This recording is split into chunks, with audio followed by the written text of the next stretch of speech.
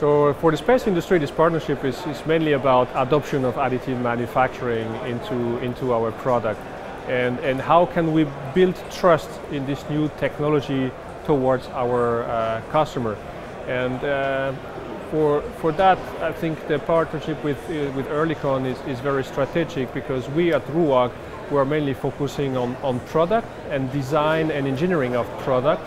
but we need a strong partner on the material side, on the process side, in order to build that trust and to help us in RUAG to understand the properties, to understand the capabilities of this new technology, such that we can transpose that into product through our engineering. So there is a strong need of interaction on both sides, us giving the feedback to Oerlikon to explain our needs in terms of qualification, in terms of properties, and Oerlikon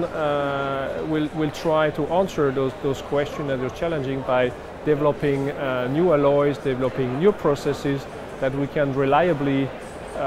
use for our space products.